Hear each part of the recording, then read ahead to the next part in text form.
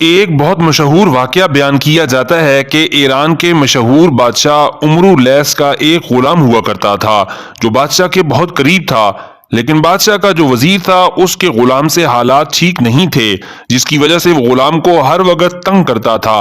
غلام ان کی ان حرکتوں کی وجہ سے تنگ آ کر موقع پا کر بھاگ گیا، لیکن لوگوں کو فوراً ہی معلوم ہو گیا اور وہ اسے گرفتار کر کے لے آئے۔ بادشاہ کا ایک وزیر کسی وجہ سے اس غلام سے بہت ناراض تھا۔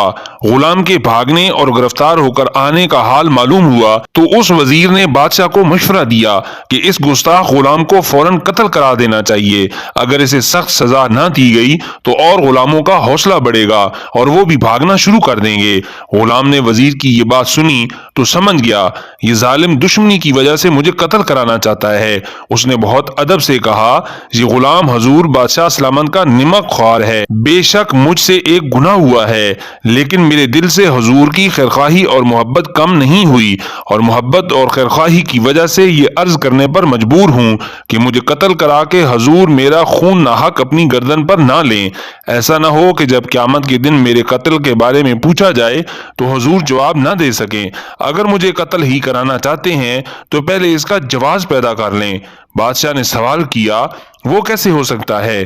غلام فوراً بولا کہ حضور اجازت دیں تو میں اس وزیر کو قتل کر دوں اور پھر اس گناہ میں حضور مجھے قتل کر دیں۔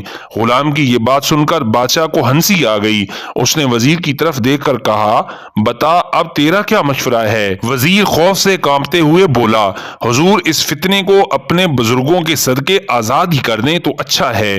ریئل ڈائری پی کے چینل کو سننے والے معزز دوستو، ہمیں ہمیشہ دوسروں کے لیے اچھا سوچنا چاہیے اور کبھی بھی دوسروں کے لیے برا نہیں سوچنا چاہیے، اور بڑے بزرگوں کا کہنا بھی یہی ہے کہ جو دوسروں کے لیے گڑھا کھودتے ہیں وہ اس گڑھے میں خود گر پڑتے ہیں۔ ریئل ڈائری پی کے چینل کو سبسکرائب کر کے گھنٹی کے بٹن کو دبا دیں تاکہ حقائق اور دلائل سے بھرپور معلومات آپ کو سب سے پہلے مل سکیں۔